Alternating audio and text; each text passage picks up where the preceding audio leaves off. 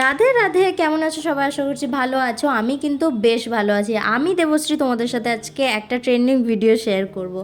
আর এই international mega trade ফেয়ারে প্রচুর প্রচুর ট্রেন্ডিং ভিডিও সবাই শেয়ার করছে। বাট হ্যাঁ, আমি তোমাদেরকে সবার আগে বলে দিই, এত ধুধলার মধ্যে না নিজেদেরকে জড়িয়ে আমি কিন্তু আমার কিছু মেকআপের জিনিস কিনতে গেছিলাম। কসমেটিক্সের বিভিন্ন ইন্টারন্যাশনাল প্রোডাক্ট ছিল, তাই ভাবলাম হয়তো আমারও কোনো কাজের জিনিস হয়তো এখানে পাওয়া যাবে।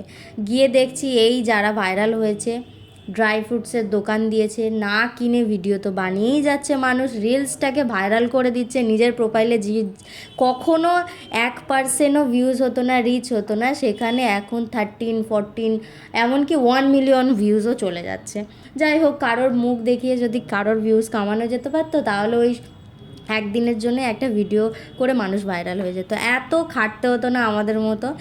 যাই হোক, এসব কথা বাদই দিলাম। তো এখানে প্রচুর প্রচুর ভালো ভালো জিনিস ছিল বাইরের দেশের, বাট কিন্তু আমার কাজের কোনো আমি একটাও জিনিস পাইনি। 140 টাকা পুরো আমার চুনা লেগে গেছে।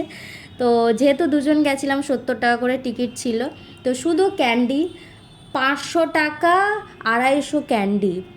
তো আমি তো শুনেই অবাক। আর একটা শুধুমাত্র আমি মিষ্টি, যেহেতু আমি খুব পছন্দ করি মিষ্টির, একটা জাস্ট কটা, খুব বেশি হলে 5টা কি 10টা পিস আছে, ওটার দাম বলেছে 2500। একটা চকলেটের দাম বলেছে 3000।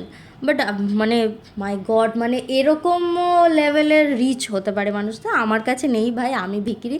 আমার সেই টাকাটা আমি একটা প্রোডাক্টে ইনভেস্ট করব, সেই প্রোডাক্ট দিয়ে আমি কাজ করব।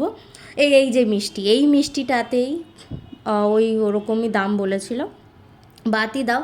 তারপর সারাদিনটা এখানে চলে গেছিলো, আমার প্রচুর মাথা যন্ত্রণা করছিল, কিন্তু ওই হয় গেছি একটা ভিডিও বানিয়ে নিই, কারণ অনেকেরই কাজে লাগতে পারে। সবাই ভাবছে হয়তো ট্রেড ফেয়ারে নিজেদের প্রোডাক্ট কিনতে পারবে বা ইলেকট্রনিক্স জিনিস কিনতে পারবে। হ্যাঁ, কেন কিনতে পারবে না, বাড়ির অনেক বিভিন্ন জিনিসপত্র কিনতে পারবে, কিন্তু তোমাদের কাজের কিছু কেনা যাবে না। তো তার জন্যে ভাবলাম ভিডিওটা শেয়ার করে দিই। আর ফ্রায়েড রাইস আর ভেজ মাঞ্চুরিয়ান খেয়েছিলাম সেই দিন।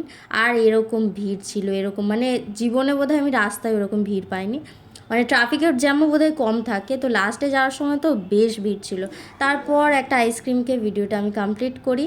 একটাই কথা বলবো, ভাইরাল বা ট্রেন্ডিংয়ের জন্য একটা ভিডিও বানিয়ে কিন্তু ভাইরাল হতে পারে না। মানুষ প্রচুর প্রচুর স্ট্রাগল করছে প্রত্যেক দিন, প্রত্যেকটা ভিডিওর পিছনে অনেক খাটছে। তাদের ভিডিওগুলো দেখো। অবশ্যই যারা যারা সত্যি সত্যি জেনুইনভাবে ভিডিওর পিছনে খাটছে তাদেরকে একটু সাপোর্ট করো, ব্যাস, এর থেকে আর আমার কিছু চাহিদা নেই। আর আমার এই ভিডিওটা তোমাদের কেমন লাগলো কিন্তু কমেন্ট করে জানিও। Bye bye, tata.